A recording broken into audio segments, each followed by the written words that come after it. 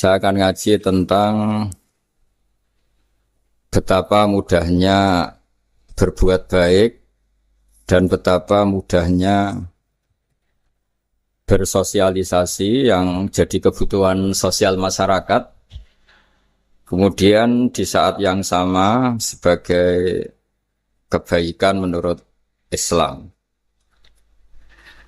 Ini saya baca kitab yang sangat otoritatif, yaitu kitab Sahih Muslim, di mana kita tahu dalam Islam pegangan ahli sunnah wal jamaah juga pegangan ulama seluruh dunia adalah Al-Kutubus Sittah, kitab 6 diantaranya yang hadis Bukhari Muslim.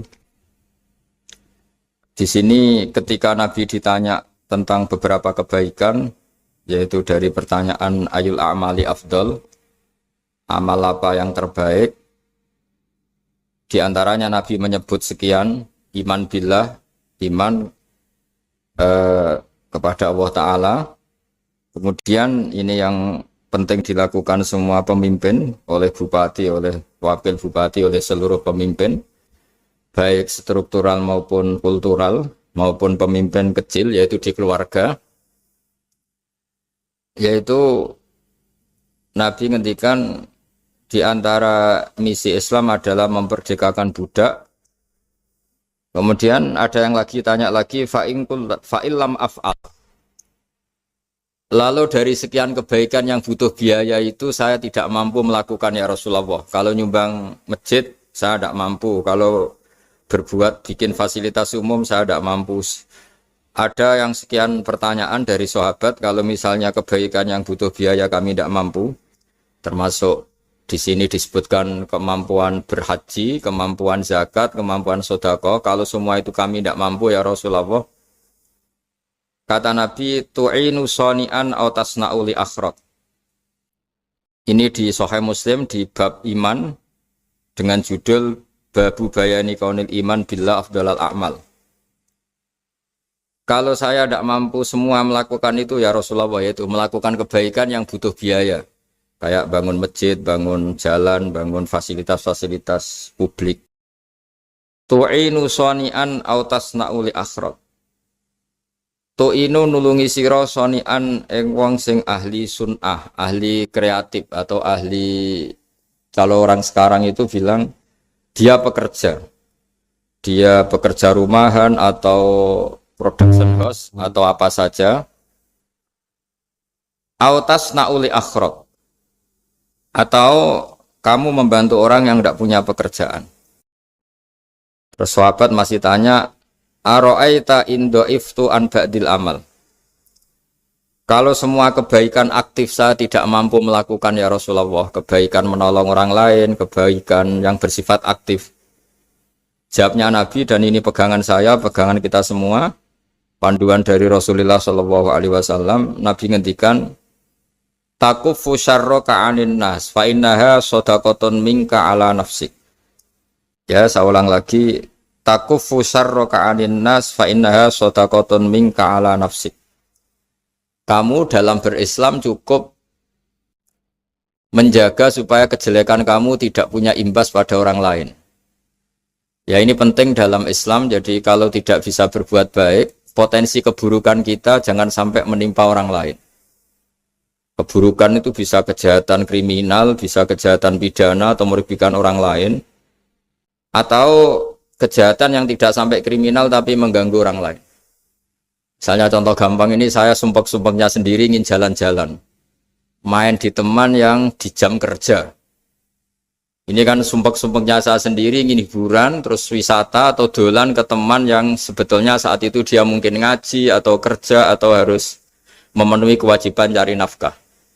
Gara-gara nemuin saya, akhirnya dia dikomplain sama majikannya, atau gara-gara nemuin saya, dia akhirnya tidak ngaji sama santrinya, atau gara-gara nemuin saya, dia terganggu aktivitasnya. Itu juga tidak boleh, karena berarti keburukan kita punya akibat pada orang lain. Jadi kaidah dalam Islam itu kalau tidak berbuat baik, potensi keburukan kita ini jangan sampai menimpa orang lain. Sehingga di sini Islam menyarankan uzlah. Uzlah itu nyepi. Jadi misalnya kita baru penat, baru bawaannya itu emosi, baru gak suka kumpul orang, itu ya sebaiknya jangan jalan-jalan, karena di antara kebaikan Islam itu tabassum, senyum, atau talqatu wajhin, ceria. Tapi karena kita mungkin jatuh kredit, jatuh hutang, atau punya masalah keluarga, sehingga bawaan kita itu emosi. Nah, dalam seperti ini sebaiknya uzlah, menutup diri. Sehingga kata Rasulullah SAW dalam zaman akhir, di antara kebaikan itu kamu meninggalkan manusia, aktivitasnya, kemudian watadaun nas min syarrik, kamu meninggalkan manusia supaya nggak kena keburukan kamu. Jadi ada momen, ada saat di mana kita mungkin kalau ketemu orang itu bawaannya ingin sengak, ingin ngomong yang nggak enak, atau kita baru penat, itu sebaiknya uzlah saja, mengurung diri di kamar atau isolasi sendiri, karena bawaannya baru emosi. Nah, ini yang jarang dipraktekkan. Kalau sekarang malah banyak yang saat susah malah bawaannya ingin namam, ingin apa, menvonis orang lain atau ngadili orang lain. Padahal pesannya Nabi, kalau semua kebaikan aktif tidak bisa kamu lakukan itu, takuffu syarra ka'anin nas fa innaha shadaqatun minka ala nafsik.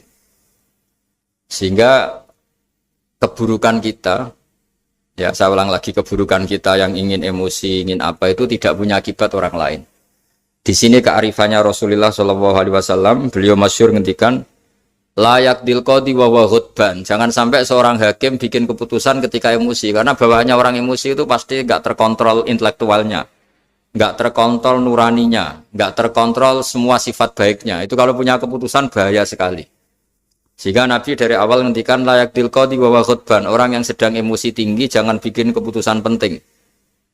Kemudian oleh ulama diteruskan juga jangan bikin keputusan penting orang yang sangat lapar, atau yang sangat kenyang, atau yang sangat ngantuk, atau yang super sibuk. Jadi hal-hal yang potensi buruk dalam mengambil keputusan itu harus ditinggalkan.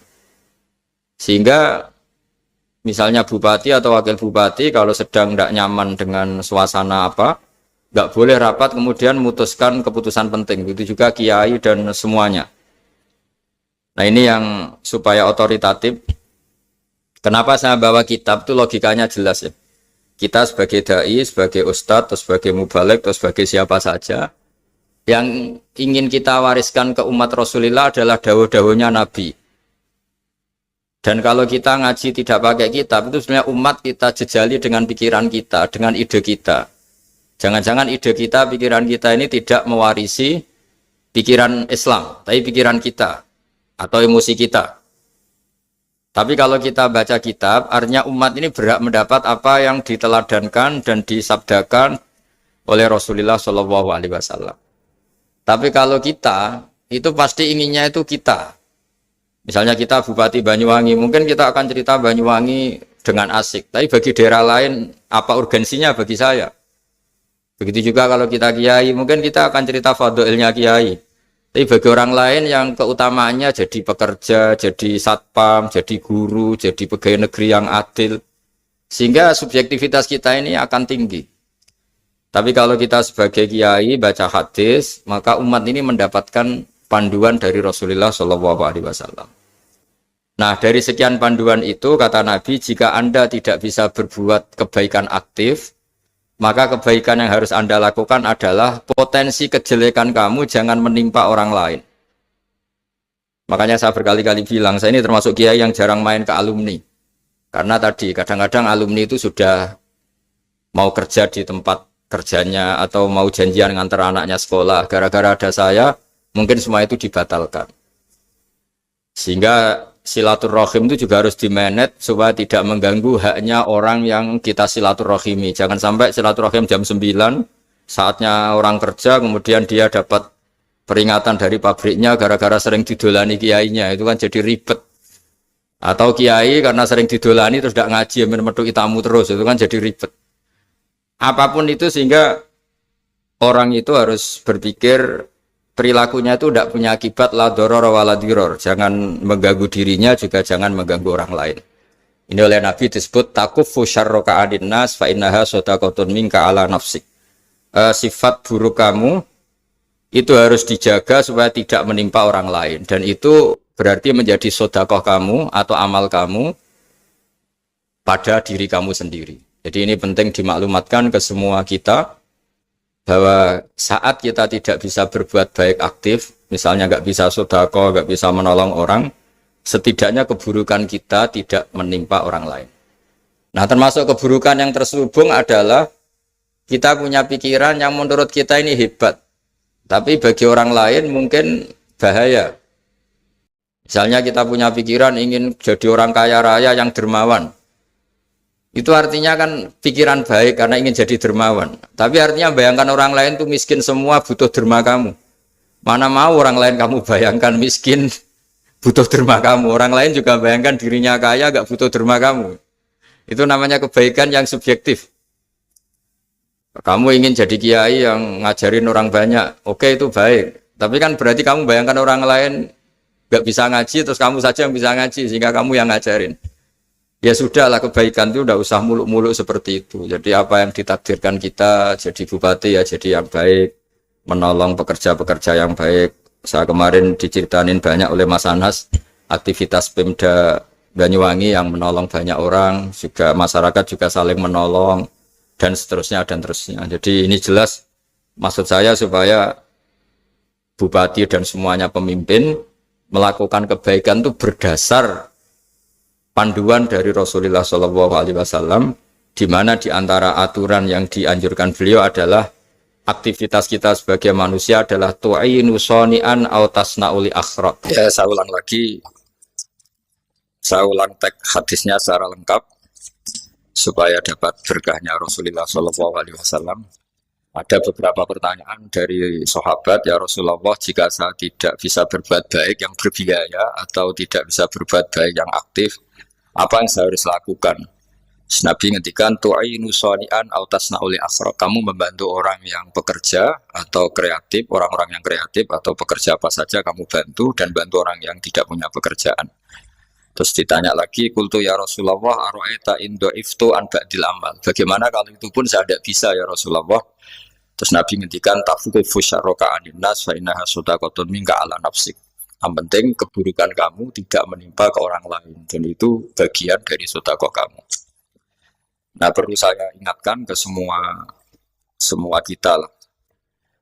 Makanya pentingnya membaca umat Islam dengan ilmu usul fikih. Saya berkali-kali bilang, jika ada seseorang tidur, itu jangan kamu baca sebagai tidur yang meninggalkan tahajud, meninggalkan sholat qiyamul lail, meninggalkan wiridan di malam hari. Tapi juga bacalah saat itu dia tidak dugem, tidak maksiat, tidak narkoba. Sehingga barokahnya ilmu itu ada respek pada umat Islam yang tidur. Karena tidur itu juga ada fungsi meninggalkan sekian maksiat, sekian kriminalitas. Tapi kalau kita kulino tidak baca dengan ilmu, maka melihat orang tidur itu ya kayak meninggalkan tahajud, meninggalkan wiridan, meninggalkan qiyamul lail. Sehingga bawaannya kita ini akan kurang respek. Tapi kalau kita membacanya dengan ilmu, orang yang tidur di malam hari, maksudnya ya sudah sholat isya, itu ada sekian potensi maksiat yang dia tinggalkan. Dia tidak ngerasani orang, tidak adu-adu orang di medsos, dia tidak dugem, tidak meninggalkan. Pokoknya ada sekian kebaikan dalam saat tidur itu. Ini barokahnya ilmu. Tanpa ilmu kita tidak bisa respek seperti ini. Karena bawaannya akan, oh ini malam-malam tidak tahajud, tidak wiridan, tidak apa. Tapi kalau kita dengan ilmu, itu akan membaca dengan tidur, artinya orang tidak maksiat, tidak dugem, tidak ngerasain orang, tidak ngata-ngatain orang. Nah di sini sadaqallahul azim ketika ngendikan wa min ayatihi manamukum billaili wan nahar. Termasuk ayat Allah itu orang tidur. Maksudnya tidur yang dengan dimaknai positif tadi, bisa istirahat, bisa meninggalkan maksiat, bisa apa-apa. Nah ini di sini hebatnya Rasulullah SAW ketika beliau memandu kebaikan. Di antara kebaikan itu apa? Takufu syarroka anin nas fa innaha shadaqatun minka ala nafsik. Kamu, potensi buruk kamu atau keburukan kamu jangan sampai menimpa pada manusia, pada orang lain. Dan itu bagian dari sedekah kamu. Ya, saya mohon maaf sama Bu Bupati, sama semua Pemda, sama Wakil Bupati karena saya tidak bisa lama-lama. Saya punya wadifah. Tadi ini pun sudah ngurting ngaji saya karena saya harus ikut ngaji di sini. Dan mari sama-sama berdoa. Al-Fatihah. Jadi status kehambaan ini kita mantapkan dulu. Jangan ada status lain kita di depan Allah kecuali status kehambaan. Saya punya analogi dan itu saya ulang-ulang karena di antara ciri Quran itu mengulang-ulang sesuatu yang harus jadi pegangan. Saya ulang lagi, di antara ciri Quran itu mengulang-ulang sesuatu yang jadi pegangan. Jika kita belajar ilmu fisika atau ilmu apa saja, maka kita akan bicara materi sesuai statusnya. Jadi kita harus latihan untuk iman kepada Allah. Saya tanpa mengurangi rasa hormat, saya memberi contoh begini ya. Ini jam, materinya dari besi. Ini kertas, materinya ya kertas. Tentu secara fisik, orang akan bilang jam ini lebih kuat timbang kertas. Dan itu pasti dibenarkan dari segi materi. Tapi kalau Anda beragama dan Anda tahu bahwa pengendali alam raya ini Allah Ta'ala, maka kamu akan bilang, terserah Gus Baha. Gitu. Bisa saja jam ini saya punya niat saya hancurkan, kertas yang lemah ini saya simpan. Sehingga jam tangan ini 5 menit lagi saya hancurkan sehingga benar-benar rusak. Sementara kertas ini saya simpan sampai bertahun-tahun awet. Nah, kira-kira seperti itulah ilmu manusia. Sesuatu yang kita sangka kuat, ternyata Allah punya rencana menghancurkan itu. Dan yang kita sangka lemah, ternyata Allah punya rencana untuk mengabadikan itu. Nah, di sini pentingnya iman, lahu maqalidus samawati wal ardh. Hanya Allah yang mengendalikan semua. Jadi jangan mentang-mentang kita punya ilmu bahwa materi besi itu lebih kuat timbang kertas, terus kita pastikan bahwa besi lebih awet ketimbang kertas. Kita sisakan satu keyakinan, terserah Allah, terserah pengendalinya. Nah itu agama, bilang terserah pengendalinya itu agama. Ya mungkin tadi aja problem sinyal, saya ulang lagi. Ibarat saya ini megang jam tangan, yang materinya dari besi. Ini kertas yang materinya lemah. Tentu kita akan bilang bahwa jam atau besi lebih kuat ketimbang apa? Kertas. Tapi Anda salah.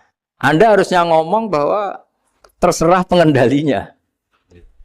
Bisa saja saya punya rencana menghancurkan besi ini sehingga 5 menit lagi hancur. Dan saya ingin mengabadikan kertas ini saya simpan di tempat yang aman. Nah kira-kira agama itu bukan anti ilmu. Sehingga agama boleh kamu mengatakan besi ini lebih kuat ketimbang kertas. Tapi harus kamu tambahi dari segi materi.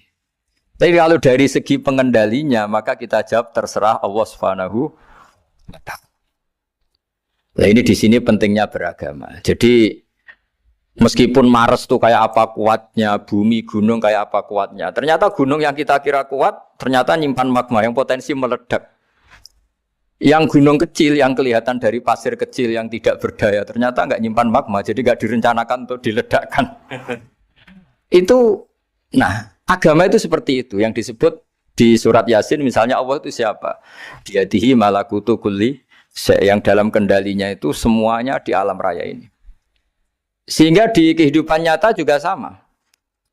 Ada orang yang nekuni ilmu ekonomi, tapi miskinnya Masya Allah. Ada yang gobloknya Masya Allah tapi kaya. Ada kiai yang punya doa banyak, hidupnya biasa. Yang nggak punya doa kaya. Itu saya pernah baca di sebuah hadis qudsi. Ada riwayat begini. Nabi Musa ketemu Allah ditanya. Limadza kata Allah. Kenapa saya memberi rezeki orang yang bodoh? Mak itu orang yang bodoh sekali. Kadang tak ciptakan dia jadi orang kaya. Dan yang pintar ekonomi kadang tak ciptakan jadi orang miskin. Si Nabi ini tanya, kenapa ya Allah? Supaya dia tahu yang mengendalikan rezeki itu saya, bukan ilmunya dia. Katanya. Jadi banyak orang, misalnya kita yang pintar, dipekerjakan orang yang nggak pintar. Yang punya pabrik tidak pintar, mengerjakan orang yang pintar. Jadi ya kira-kira agama itu seperti itu. Sehingga dalam kita beragama itu yang paling ditekankan itu tawadhu. Tawadhu itu merasa sopan atau memang sopan betul. Kalau dalam Ihya disebut sekiranya Anda tidak bisa tawadhu secara rasa, tawadhulah secara ilmu. Saya ulang lagi ya, sekiranya Anda tidak bisa tawadhu secara rasa, tawadhulah secara apa? Ilmu. Karena ilmu itu akan abadi. Saya beri contoh begini. Saya ini kan misalnya kiai di kampung saya atau di kecamatan saya. Saya mungkin bisa merasa hebat karena saya tokoh di sini. Tapi pastikan sebelum ada saya yang bernama Baha ini, agama sudah jalan. Dan di daerah lain yang nggak kenal saya juga agama sudah jalan. Betapa tidak pentingnya saya di kawasan-kawasan yang nggak butuh saya atau di era yang sebelum ada saya. Nah dengan ilmu seperti itu orang pasti tawaduk karena dia tahu daerah yang nggak ada saya ternyata ya ada masjid, ada agama. Periode yang sebelum ada saya juga agama jalan. Sehingga kita tidak kumo luhur, wah kalau nggak ada saya agama nggak jalan. Zaman Wali Songo tidak ada saya agama ya jalan. Ekonomi juga gitu. Kalau Anda pakar ekonomi yang mensejahterakan rakyat, cara tawaduk itu kalau nggak bisa dengan rasa, dengan ilmu. Sebelum ada kamu banyak orang kaya. Banyak orang yang nggak kenal kamu juga kaya. Banyak periode yang saat itu udah ada Anda juga kaya. Berarti Anda ini tidak siapa-siapa. Makanya saya pernah didatangin seorang profesor, ini kisah nyata. Gus, sebetulnya saya dengan bapak saya itu pinter mana? Bapak saya itu tidak tamat SD, tapi saya bisa profesor. Saya ini profesor, anak saya naik kelas saja sudah senengnya bukan main. Setidaknya ini orang bodoh bisa menciptakan orang pinter, yang orang pinter kesulitan menciptakan orang pinter lagi. Nah, kalau kita tidak bisa tawaduk secara rasa, tawaduklah secara ilmu. Ikhlas juga gitu, saya sering ngajarkan ikhlas di beberapa kesempatan ngaji. Kalau Anda tidak bisa ikhlas secara rasa, ikhlaslah secara ilmu, pasti bisa, bukan mungkin bisa, pasti bisa. Secara ilmu, makanya di Quran disebut fa'lam annahu la ilaha illallah. Ilmu, fa'lam itu dari kata ilmu. Saya beri contoh, saya mulai kecil sampai sekarang saya sekitar umur 50 tahun. Mulai kecil sampai sekarang itu ya bilang kalau kertas ini putih. Itu ya ada yang gaji, ada yang bayar. Tapi saya selalu bilang kertas ini putih. Yang hitam ya saya katakan hitam, yang merah saya katakan merah. Kenapa? Karena itu fakta. Saya ulang lagi, karena itu fakta. Sehingga saya untuk mengatakan putih tidak perlu ada yang bayar. Sehingga ketika kita latihan sholat, latihan ibadah, dan mengakui Allah itu sebagai Tuhan kita akan malu. Loh, faktanya Allah itu kan Tuhan. Mau mengatakan fakta kok minta upah ini gimana? Kita mengatakan Allah Tuhan itu sama dengan mengatakan kertas ini putih. Sama-sama itu fakta. Sama seperti saya mengatakan Pak Jokowi itu presiden kami. Itu kan fakta. Masa nunggu kalau dikasih BLT katakan presiden. Kalau enggak ya enggak. Itu kan ribet jadi. Pak Manut misalnya rektor UGM. Mbok saya agak digaji di sana atau enggak kerja di sana bilang kalau beliau itu rektor. Pak Ganjar gubernur Jawa Tengah. Mbok saya dikenal apa enggak ya beliau tetap gubernur. Lama sekali kita mengatakan fakta itu ikhlas. Ikhlas itu artinya enggak minta apa-apa. Karena kita ingin ngomong sesuai fakta. Nah Allah Tuhan itu fakta gitu. Nah kenapa untuk mengatakan Allah Tuhan nunggu? Dah saya ini Tuhan kamu. Ya nunggu dulu Gusti, kalau engkau masukkan kami ke surga, engkau Tuhan. Kalau enggak ya enggak jadi. Tidak bisa seperti itu. Ya Allah tetap Tuhan. Nah, kalau Anda tidak bisa ikhlas secara rasa, ikhlaslah secara ilmu. Ilmu ya tadi kita akan selalu bilang yang putih, putih, yang hitam, hitam. Makanya ini pentingnya ilmu.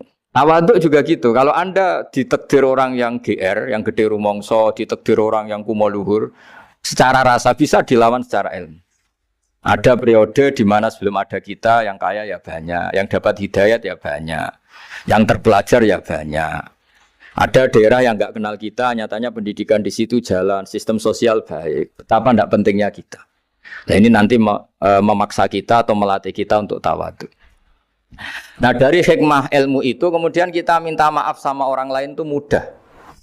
Karena kita sadar bahwa adanya kita ini problem. Saya sering digojlok orang-orang kaya. Orang-orang kaya itu ya kadang agak kurang ajar tapi nggak bisa dibantah.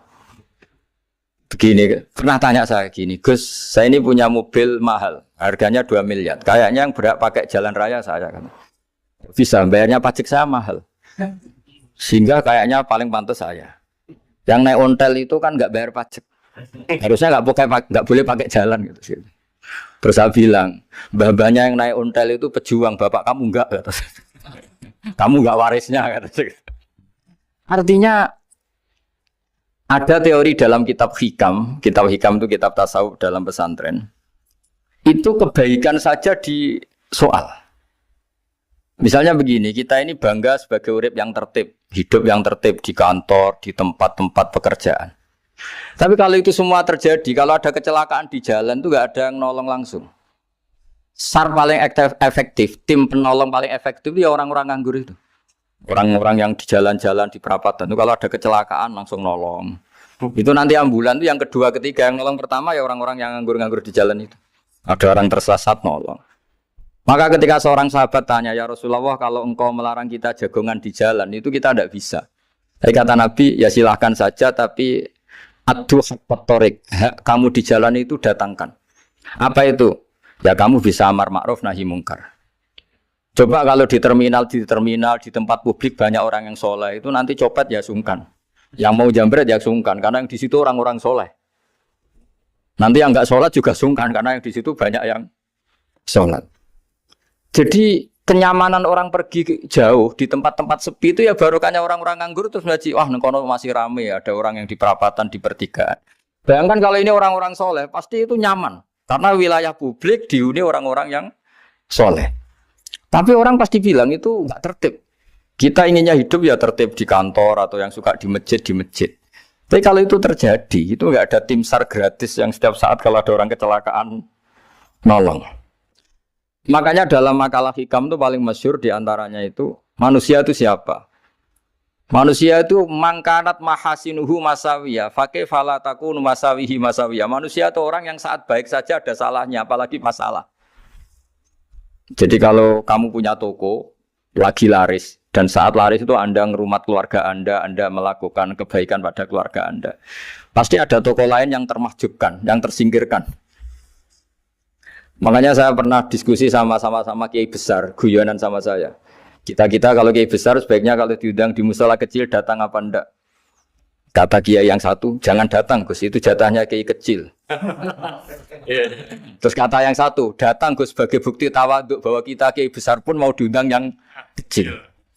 Akhirnya kita ini ya kadang datang kadang enggak, karena kadang kita enggak datang supaya jatah rezeki kiai kecil enggak terambil. Kadang ya mau datang supaya dikira tawaduk. Makanya kalau seorang profesor sering terubah di bawah itu ya kasihan yang S1, SPDI itu kan nanti enggak jadi bintang kalau profesornya sering turun. Kalah terus itu. Jadi kadang-kadang itu orang itu harus berpikir secara ilmu, jangan rasa terus. Jadi itu ilmu. Jadi semua yang kebaikan yang kita lakukan itu secara ilmiah bisa diperdebatkan. Ada orang senang ngomong serius supaya bangsa ini maju. Tapi bapak saya itu pesan saya, kamu kalau ngiyai itu jangan sering ngomong serius kan. Masyarakat sudah capek mikir utang, mikir keluarga. Jadi itu sowan kiai tidak ngomong serius lagi nanti capek kan. Sehingga kiai dulu itu kalau ketemu orang ya guyon terus. Karena tahu masyarakat sudah capek. Sudah banyak yang takut tanggal kredit gitu. Sudah takut tanggal kredit, takut problem sowan kiai diancam neraka lagi, itu kan ketakutan berkali-kali. Jadi makanya ini kan kebaikan itu dievaluasi karena kita tidak nabi, tidak wali. Jadi kalau kata hikam itu apa yang Anda kira baik itu ada masalah. Apalagi sedang masalah.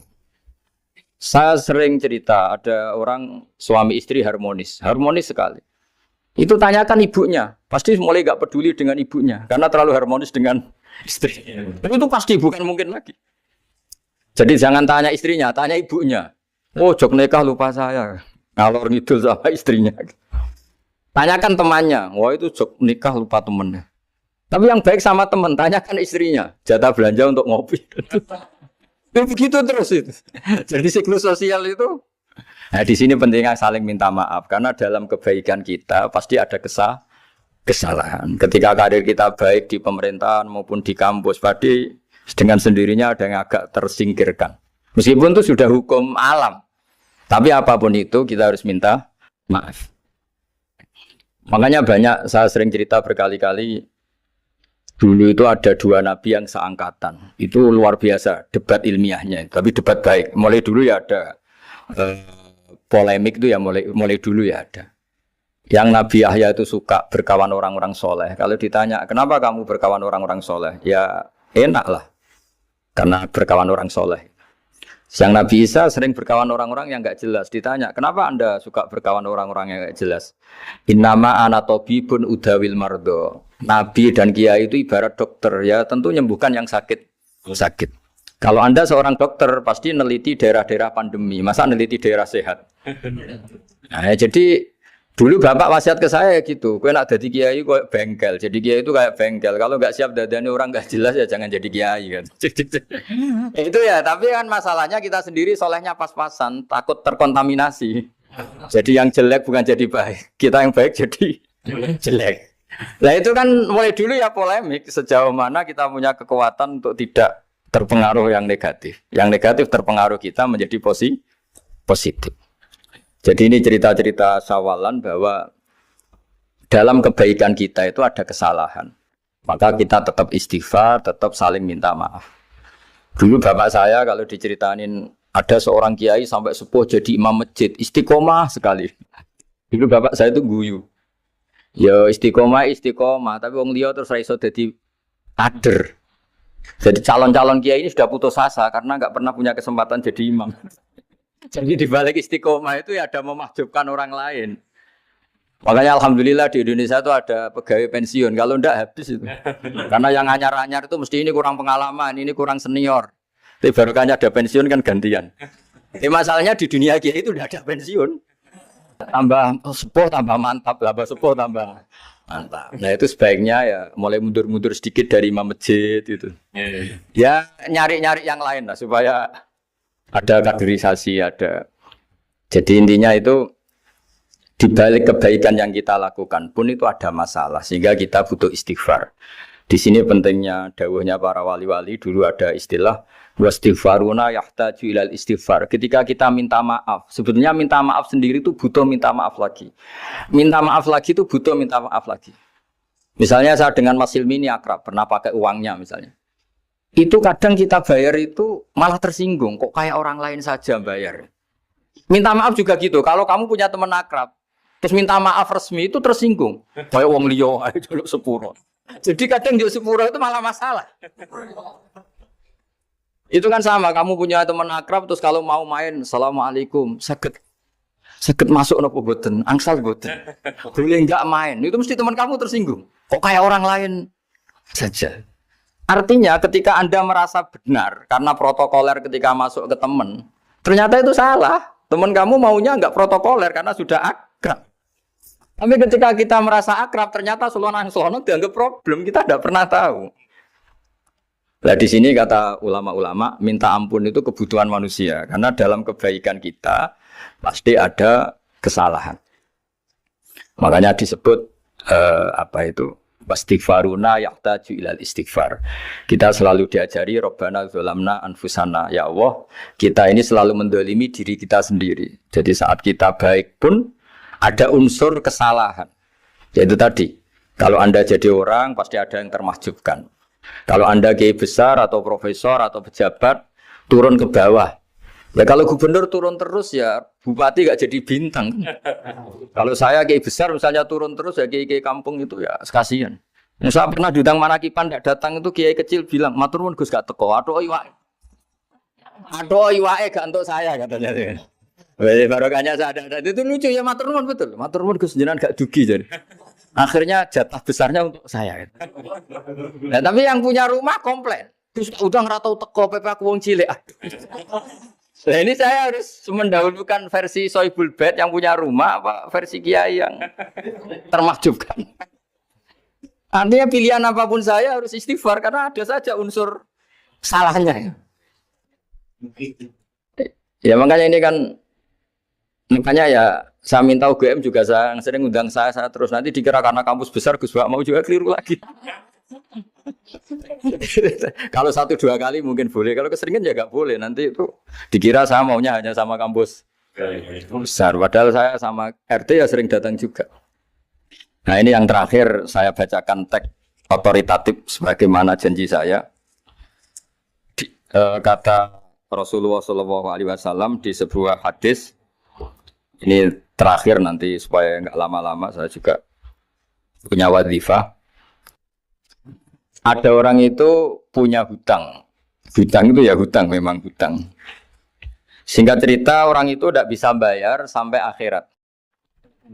Dan aturannya Allah, orang yang punya hutang tidak bisa bayar ini harus diaudit, harus diselesaikan di akhirat. Kalau tidak bisa diselesaikan di dunia, diselesaikan di akhirat. Walhasil akhirnya di akhirat itu ditagih dan tidak mampu bayar. Karena di akhirat sudah tidak ada kredit, tidak ada ATM, tidak ada apa saja. Terus kata Allah, solusinya kebaikan kamu dikasihkan yang ngutangi. Ternyata kebaikan dia tidak cukup juga. Bayarnya apa? Kejelekan yang ngutangin dikasihkan yang utang. Kayak apa celakanya? Kebetulan yang ngutangi salahnya buahnya, ini kan repot. Tapi Allah itu tidak suka kalau ada orang mukmin yang satu saudara kemudian masuk neraka karena saudaranya ini. Kata Allah, jika ini masuk neraka berarti disebabkan komplain atau ketidakikhlasan temannya yang mukmin. Masa orang mukmin menyebabkan mukmin yang lain masuk neraka? Allah tidak ingin. Makanya di antara nikmatnya beragama itu ukhuwah, persaudaraan. Baik persaudaraan atas nama iman atau atas nama kebangsaan atau atas nama kemanusiaan. Akhirnya si yang ngutangi ini tadi, jangan dibahasakan kreditur, nanti kita kayak bangunnya yang ngutangin nanti. Ya bahasa gampangnya yang ngutangin, karena tidak semua orang ngutangnya sama bank.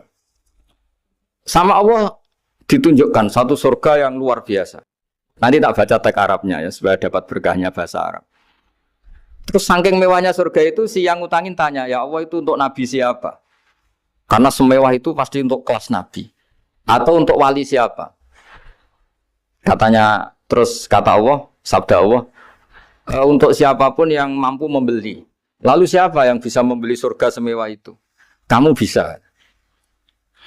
Terus, dengan apa ya Allah? Kamu mengampuni teman kamu itu. Kamu bebaskan dari utangnya. Nanti tak kasih surga itu.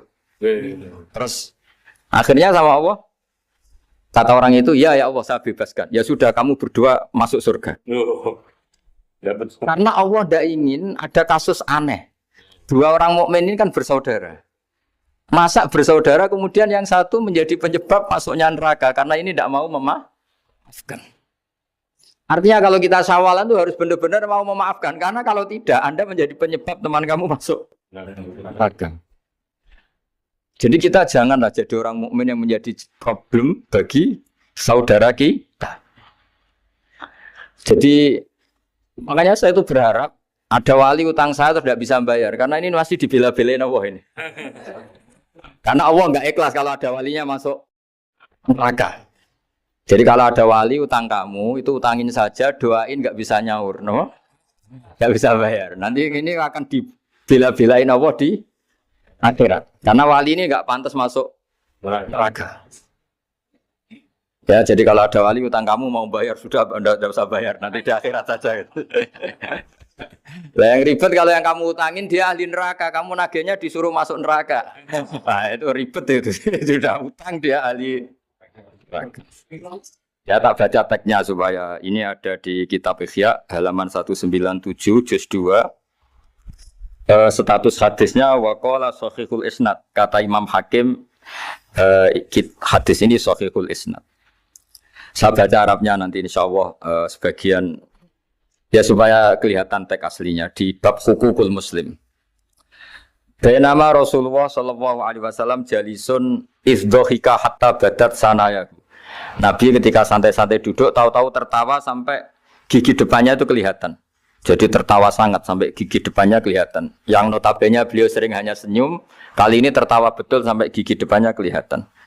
Faqala Umar radhiyallahu anhu ya Rasulullah bi abi anta wa ummi malladhi adhakaka. Apa yang bikin kau sampai tertawa seperti itu? Qala rajulani min ummati jasaya baina yaday rabbil izzah. Dua lelaki dari umatku sama-sama sungkeman nuntut keadilan di depan Allah. Jasaya itu sungkem, duduk bersimpuh itu kalau dalam bahasa Arab itu apa? Namanya jasiyah. Faqala ahaduhuma ya rabbi khudli mazlamati min hadza. Faqala wa rudda ala akhika mazlamata. Qala ya rabbi lam yabqali min hasanati syai'un. Faqala wa ta'ala li talib kaifa tasna'u bi akhika wa lam yabqalahu min hasanati syai'un. Faqala ya rabbi falyahmil anni min auzari. Kalau kebaikannya dia tidak cukup, ya salah saya supaya dilimpahkan ke dia. Terus summa fadat aina Rasulillah sallallahu alaihi wasallam bil buka. Nabi di tengah-tengah cerita tuh nangis. Senangis-nangisnya karena habis seneng lalu nangis karena ini kan kebaikannya sudah dikasihkan habis enggak cukup. Akhirnya kejelekan yang utangin ini diberikan. Makanya kalau kamu ingin masuk surga, utangi orang-orang soleh sebanyak-banyaknya. Dan doain nggak bisa apa?